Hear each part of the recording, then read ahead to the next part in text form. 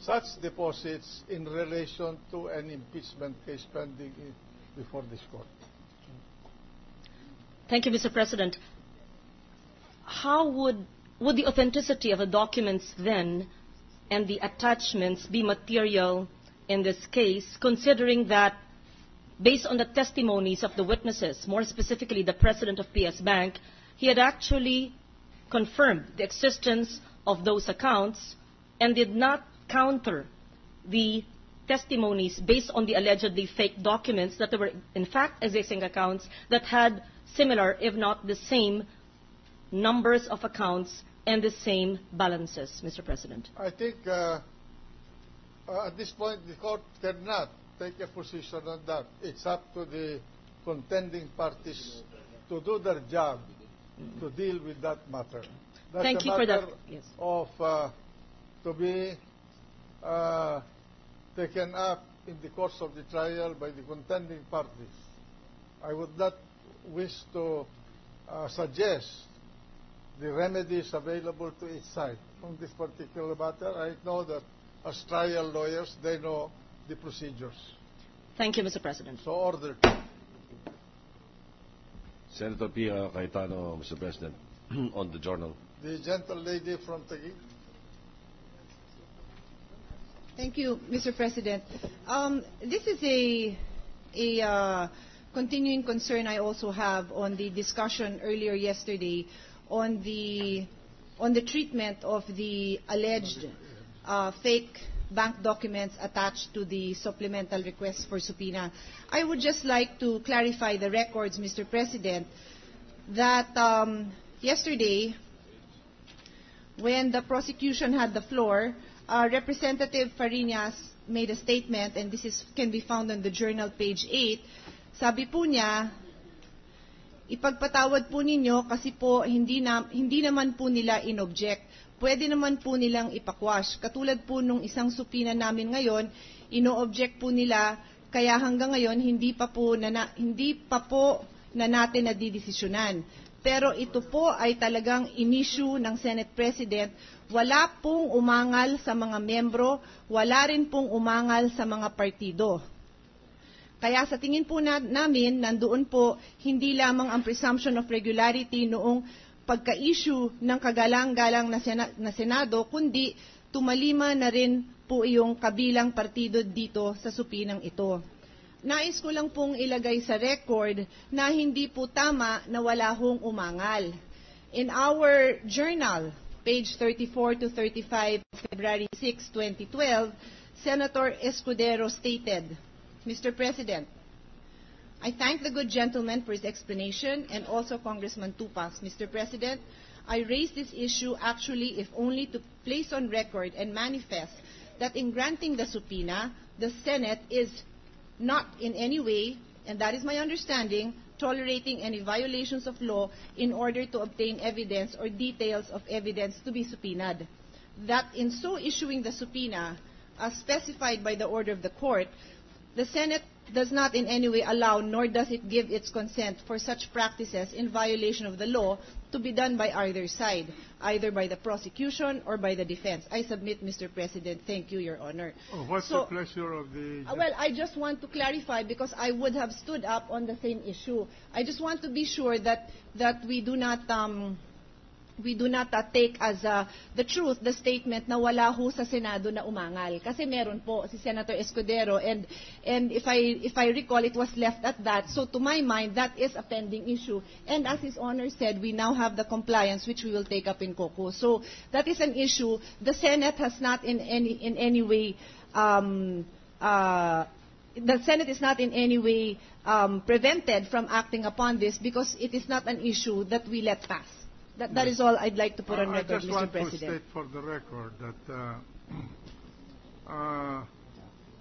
my thought on this is to hold this in abeyance until they have taken it up in a caucus. But I just want to advance the thought that reading the supplemental request for subpoena, I think this was dated 12 February 2012.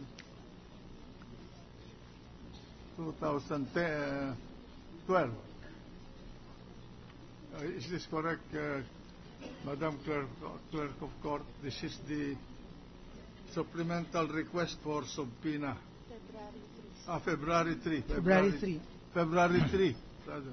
February 3, 2012.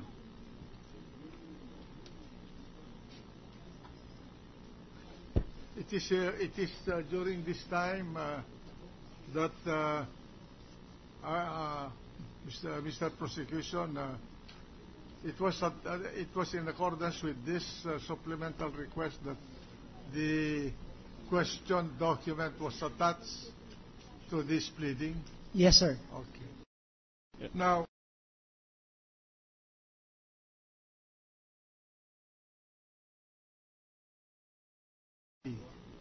but I think for that the requesting party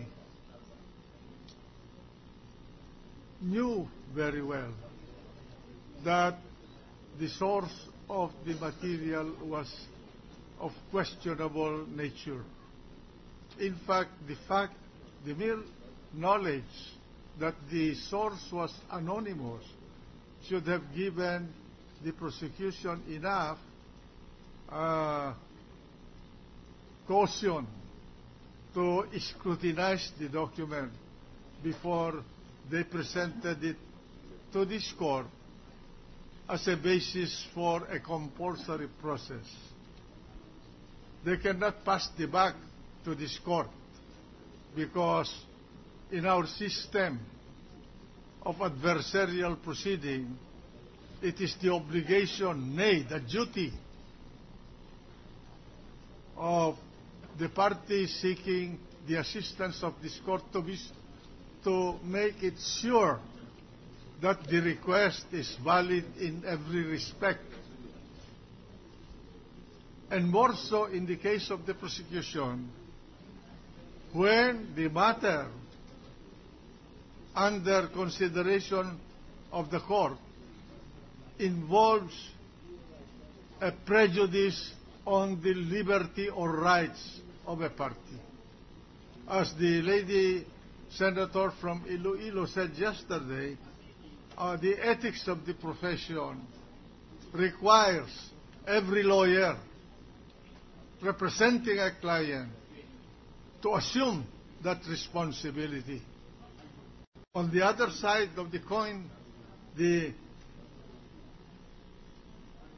court, whether it is a court belonging to the judicial system or a special court like this impeachment court, must give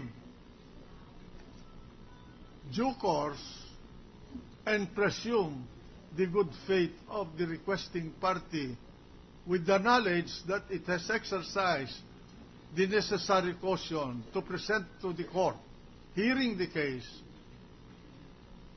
an authentic and valid document as a basis for the request for a compulsory process. So I will leave it at that, and we will take this matter in a caucus of the impeachment court on Monday. Your Honor, please, Your Honor. May the defense... May the prosecution say something, Your Honor? The prosecution first. Your Honor, this is regarding the query earlier by the Honorable Senator Loren Ligarda. Regarding the query was how do the impeachment tribunal deal with the authenticity or not of the said document, which was attached to our supplemental request for subpoena.